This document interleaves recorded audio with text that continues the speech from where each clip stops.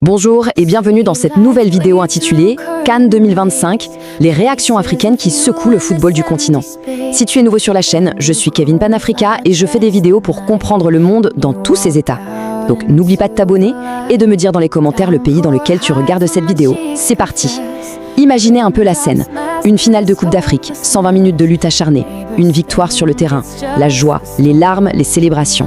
Et puis, 2 mois plus tard, le coup de tonnerre.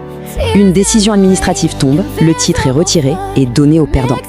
C'est cette onde de choc qui a parcouru tout le continent qu'on va décrypter ensemble aujourd'hui. Et le tout premier son de cette tempête, il est venu de là, des joueurs. Cette phrase « Venez les chercher », lancée par Moussa Niakhaté à propos du trophée et des médailles, c'est brut, c'est un cri de défi. Et ça a tout de suite donné le ton. À partir de ce moment, ce n'était plus une affaire de règlement, c'est devenu une question d'honneur. Alors pour y voir plus clair dans cette histoire complexe, voici le parcours qu'on va suivre. On va d'abord poser les faits, juste pour comprendre. Ensuite, on plongera au cœur des réactions des joueurs, les premières, les plus viscérales. Puis, on analysera les positions officielles, la fracture dans les médias. Et enfin, on se demandera ce que tout ça nous dit vraiment sur l'état de notre football. Allez, on commence par le commencement. Pour bien saisir la violence du choc, il faut juste poser le décor. Comprendre la mécanique qui nous a fait passer du stade au tribunal. Tout se résume à 3 dates. 18 janvier, la victoire sénégalaise.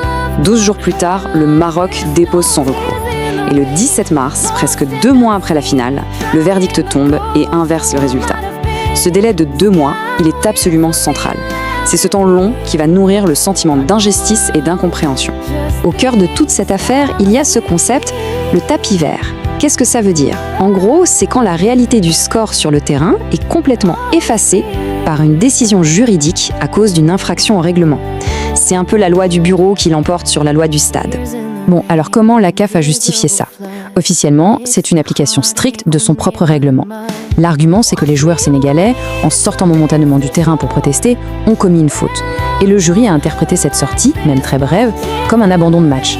C'est là que tout se joue. La logique administrative pure face à la réalité du jeu qui, lui, avait bel et bien repris et était allé à son terme.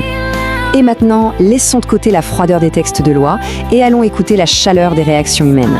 Parce qu'avant d'être une affaire juridique, c'est d'abord une histoire qui a été vécue par des hommes. Le sentiment qui domine tout, c'est celui de l'absurdité. On est chez les fous. Ces mots, on les a vus partout sur les réseaux sociaux des joueurs.